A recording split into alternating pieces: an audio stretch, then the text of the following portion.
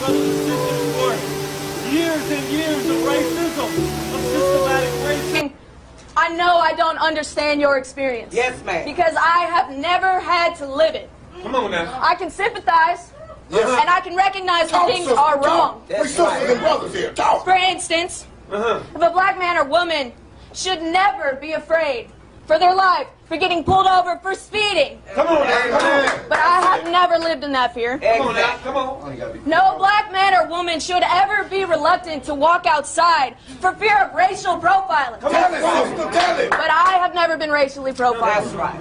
Come on now. No black man or woman should ever expect to go to jail in their lifetime because of the color of their skin. Come on now. But I have never lived in that expectancy. That's good. And this is why I don't believe in the phrase, I don't see color. That's right. One, to say you don't see color is a lie. We're different. We can all see that. But two, and way more importantly, to deny the differences in our skin is to deny the differences in our privilege. Come on. I'm going to say that again because I think it's worth repeating. To deny the differences in our skin is to deny the differences in our privilege. And that leads me to my next point. To deny the differences in our color is to promote ignorance. Tell it, sister. Ignorance is the reason that systemic racism and oppression is allowed to exist in this country. Tell it, That's sister. good. That's good. So why am I here? Why am I up here speaking? Come on now. Tell them, sister. I'm going to talk on about three things. One of those is change, the other is ignorance, and one is discomfort. I'll get there. Go ahead. Take your time. Broadly speaking, why am I here? Because I want change. But let me speak on that for a second. Because I think a lot of people want change. Yes. I think a lot of people say they want change, but let me clarify. I think a lot of white people think they want change. Come on. But here's the thing about that. In order for there to be a true and genuine change, for you, for the black community, for people of color, there has to be an equal and requited amount of change for white privilege. That's right. And that is something that white people don't want to think about. They don't want to admit that. White people don't want to acknowledge the head start we have in life just for being born this color. Tell it all. You need it all. You know what? That is willful ignorance. Put it on front line. Willful ignorance is what allows oppression to continue in this country. Together we stand. That's it. Yeah. So I'm going to talk on ignorance for a second. I think one of the biggest things that allows ignorance to continue is our education system. There it is, baby. Ma'am, Get everything. our education system. Yes, ma'am. And what I mean by that is our education is a white man's education. It is. Oh, yes. It is a white man's history. Yes, ma'am. Tell it. She Why does that matter? Again, like I said, I can recognize when something is wrong. And that is wrong. Why? Because when you tell that history, the history that excludes black history and black culture and the black experience, you allow white people to think that nothing is wrong. Tell it, sister. And when that happens, you allow white people to think, well, it was bad back then, but it's not bad now. Hell no. That's right. It's bad now. In fact, some might say it's worse because this is systemic oppression. That's right. This is institutional oppression. This is oppression that is not overt, but it is just as powerful, and we are able to hide it. God Almighty. That's it. And I have more to say.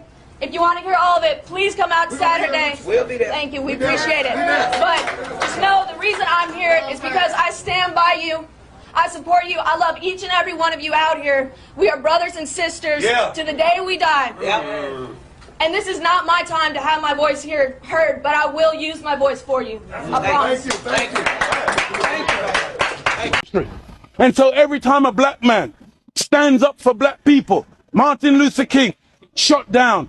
Malcolm X, shot down. Patrice Lumumba, shot down. Steve Biko, shot down. Everyone. Nelson Mandela, they locked him up for 27 years. They did a documentary the other day. In the documentary, you got the white man in South Africa. He's now admitting that for the 27 years they had Nelson Mandela locked up, they said they were slow poisoning him to destroy his mental faculties. When they deemed that he was no longer a potent force, they let him out. Now they let him out and they get children to play music and they say, Nelson dance. And they show the world the great statesman, Nelson Mandela. Nelson Mandela, whose wife, Winnie Mandela, a warrior queen, kept his name alive and kept the struggle going for 27 years. Nelson comes out, they slander her name. Nelson leaves her. Now they target Winnie, because Winnie, when Nelson came and shook Margaret Thatcher's hand, went and shook Reagan's hand, Winnie said, I'm not shaking their hand. They are the enemy. So Winnie wouldn't bow, Nelson would bow. So they said, okay, now we embrace Nelson. Give him to the world as the great statesman. Look, he's wonderful. Look, he smiles with everybody. He dances. Because that's how you like to see the black man. Dancing. See, Farrakhan don't dance. Come on. Right. The Nation of Islam don't dance. Make it plain. We're soldiers. Right. You don't like to see a black soldier because you think that your armies are so great. You ain't seen an army till you see the black man's army. That's right. You ain't seen discipline. See, you're afraid of the Nazis. You talk about the Nazis and their jackboots. You ain't seen marching yet. When you see the black man, when he mobilizes, and you have never taken us on a no battlefield, never. You have only ever defeated black people via stealth, via divide and rule, via feigning friendship and coming in and then destroying us from within. That's over. That's why you don't see none of you in this circle. It's now very clear. It's now very black and white. We no longer are asking for acceptance. We no longer are asking you, love us. Can't you see we're human beings too? No. Good morning. Good morning. Thank you for having me this morning. I am the wife of Pastor Les Robinson. Quickly, we've seen America rally behind court cases through the years over intellectual property and real property, oftentimes resulting in millions of dollars in restitution. We rally behind it without the blink of an eye because it's something that has been stolen and restitution should be made. We cannot forget or ignore the fact that we stole people from their native land. We stripped them from their families, from their culture, and from their birthright.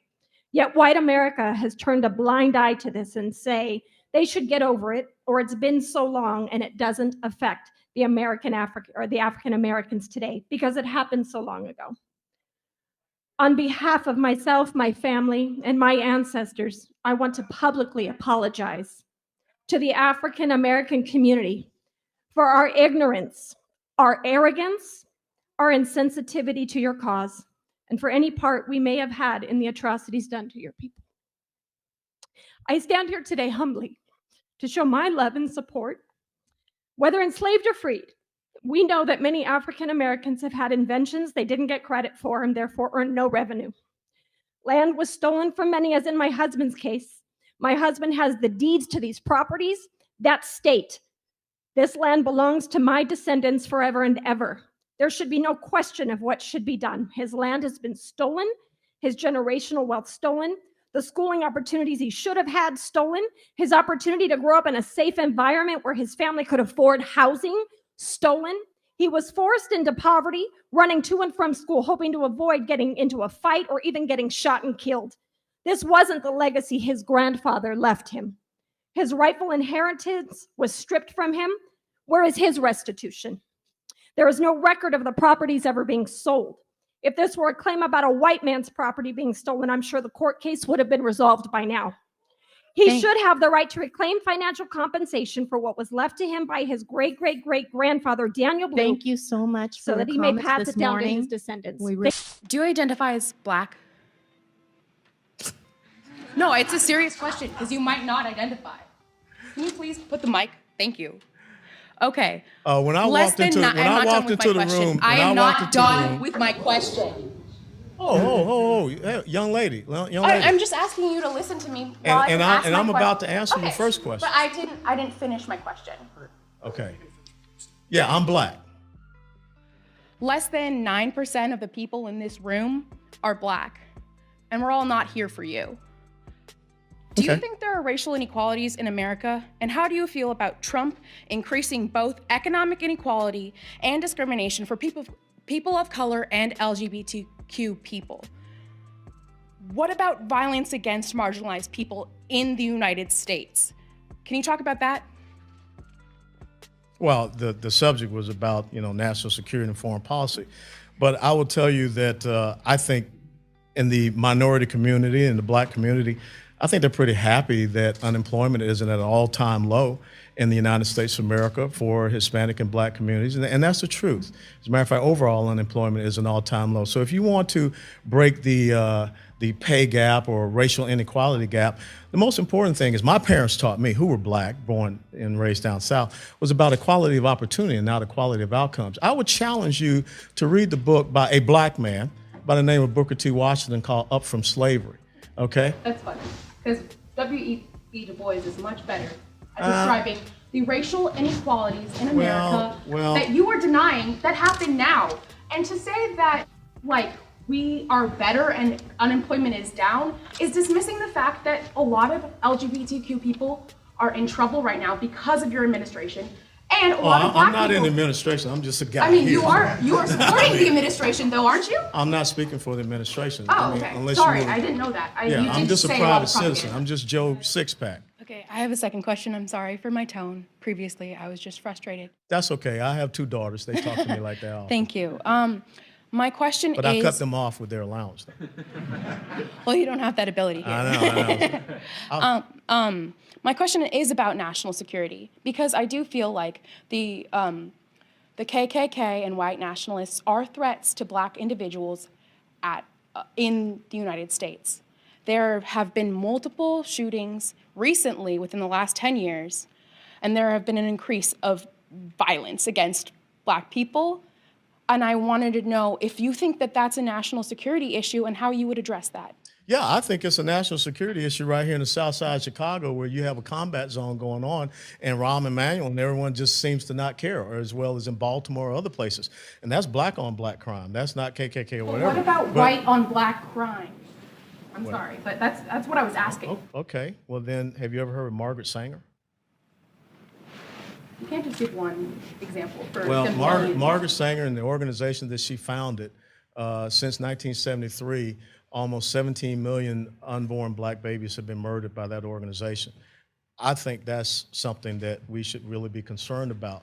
The fact that the United States government gives $568.7 million to an organization that was founded by a white supremacist, a racist, a person that spoke at Klan rallies, that referred to blacks as undesirables and weeds, I would join forces with you in a heartbeat to say that we need to cut off funding to an organization like that called Planned Parenthood. That 50, well, I don't think we give taxpayer money to the Ku Klux Klan. It's a terrorist organization Well, that has not been targeted by the FBI. Well, yeah, they have. The FBI goes after white supremacist organizations, but then I would ask you, why is it that nobody goes after Antifa? I mean, I think Antifa is also a domestic terrorist organization. I mean, look at what they have done at certain colleges and universities to prevent people from going out there and freely speaking. So let's call a ball and a strike. And so there are many organizations out there that we need to be targeting. But I will tell you, first and foremost, we shouldn't give $568.7 million to an organization like that.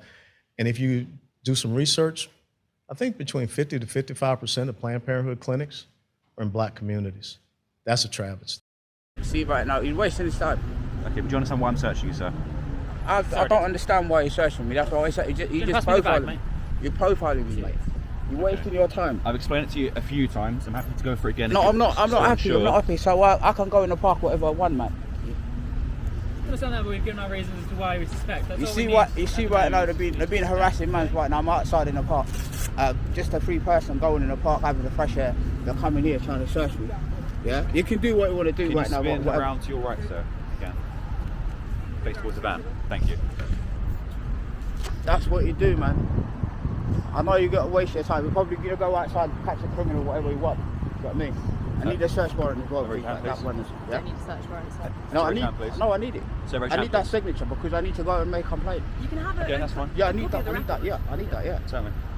We don't need a warrant. What's your name, sir? I can't give you a name. My name. But Have you ever experienced racism? Sorry? Have you ever experienced racism? Have I? No, I don't believe I have. It's kind of interesting that you're trying to can't tell this to a black person in this country. It's not a question of and that we're centering your feelings. Sorry, just no. In a It's not. discussion It's about not just race. a question of my feelings. I think, for example, we're allowed to have an exchange in which I absolutely recognise that there are racial tensions in this country.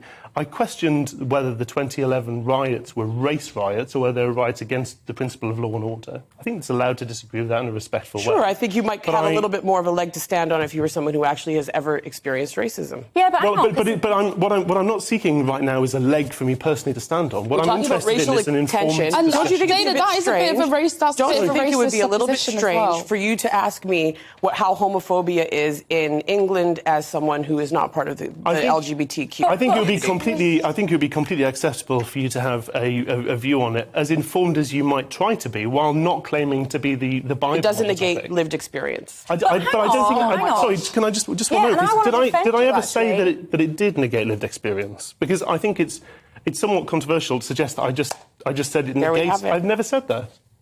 I've never said that. I think it's very unfair to suggest that I have. Dana, I don't really share this narrative. Of course you don't. That's why you hired me on the show. No, but hold on. You don't even know what I'm going to say. I don't share this narrative that because he's white, he can't have an opinion on racism, because by your very definition, if what you're suggesting is there's all these racial tensions, well, it must be perpetrated by someone, and I'm assuming that the people that you think are perpetrating this are the white people. So therefore, surely you can have a view even from that perspective. I find this whole situation about you can't talk about racism because you're not black and therefore you've got no lived experience. Once again, you've truncated what I've said and you've misinterpreted what I said. He does have an opinion on racism. We're on a show talking about racism. What I'm trying to say is if we're going to have discussions about this, and if the government's going to hire people to investigate these things, we can't start overshadowing voices that actually have lived experiences. But we did that. I'm sorry, but we did that though. For example, the race report that came out last year, which is widely disputed. Because yes, but that was written. But that was written by people that have a lived experience. They are black people. And Asian people. How many people don't even want to be Dana, you need to let Dominique speak. They just so happen to be black people that don't even want to be included. I'm about to hammer my thing, and I don't want to hammer my thing because we're not all 12. Yeah, we've all just listened to you. Now, Dominique, I would like to listen to you as well. Okay, the thing is, a different view on racism and race relations in the UK, which was seen via the race report that was released just last year, because that doesn't follow the left-wing narrative of racism is rife in Britain and it's everywhere you go, and every single disparity that exists between ethnic minorities needs to be viewed through a lens of white versus black, when actually the reality is it's not like that. It's actually way more nuanced. Unless you have that viewpoint, you're immediately shut down. There are black people like myself who actually have experienced racism from a range of different people, not just white people. You said it was just white people. That was what you imposed into this conversation. No, I didn't. It is. You rewind. No, I'm not saying you've said that verbally, but it's the way you sort of frame the debate. All of a sudden, Mark can't have an opinion on racism because you're a black woman and you have this lived experience. You can't monopolise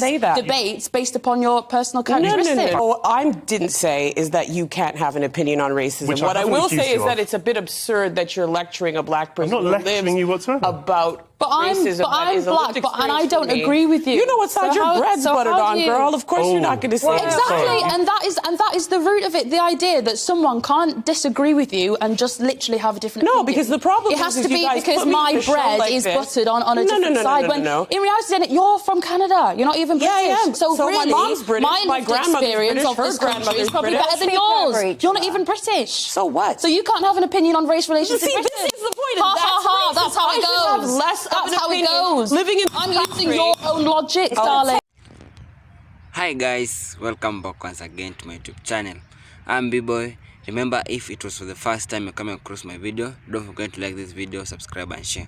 Okay guys, we have seen how this courageous, brave young lady, she has really come out and stand for the right of black people. She has really defended black people, because you feel like black people, they are also humans. Black people, they are the strongest community alive. Black people, they are the ones people that are united, because you feel like in some areas a lot of black people really experience a lot of racism, and it's high time this racism to stop, because he just wants us to live together as one.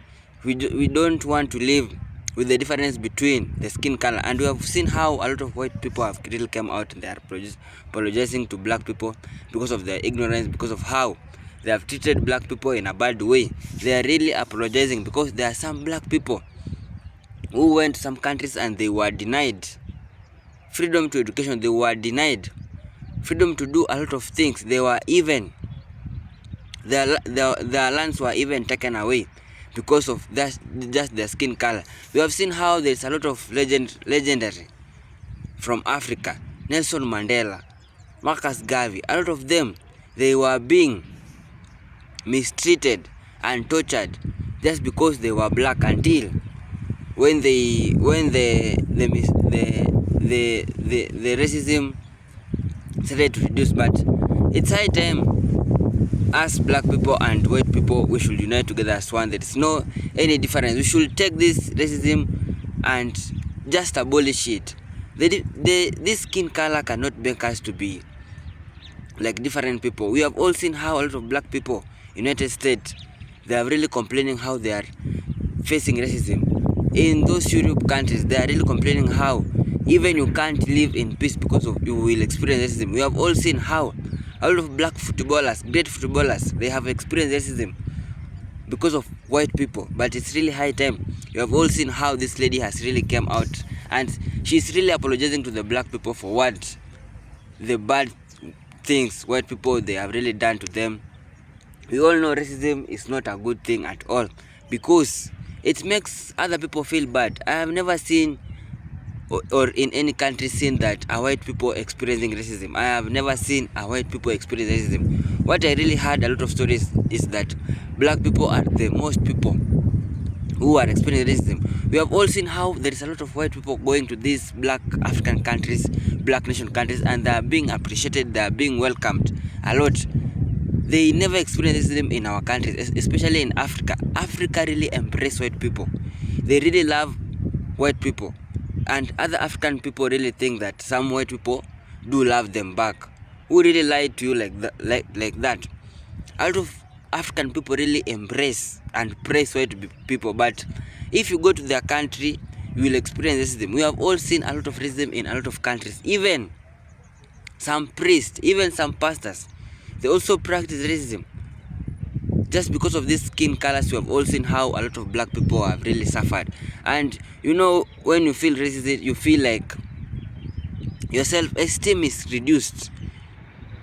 Racism is not a good thing at all, and it's really high time we stop this thing because we are all one. And I really believe if this world could not have black people, where could it be? Because I really believe that black people have really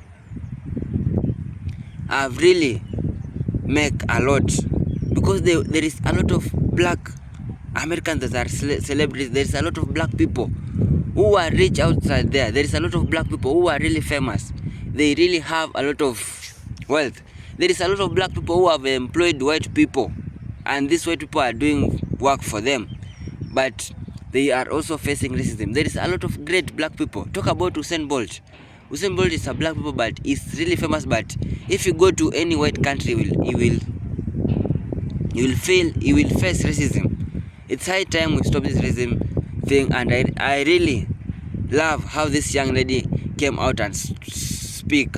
She has really defended white people. She has really defended black people. She has really defended for the right for the black people, because she has said that black people should not be the one to be blamed in anything. Whenever a crime is being committed, they blame black people. Whenever anything bad thing is being done or committed, whenever there's drugs trafficking in any country, they blame black people.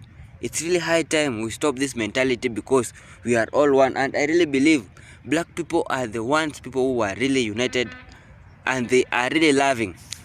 Look at how white people go to black people's country, how they are being welcomed, how they are being praised. But they can't see such things.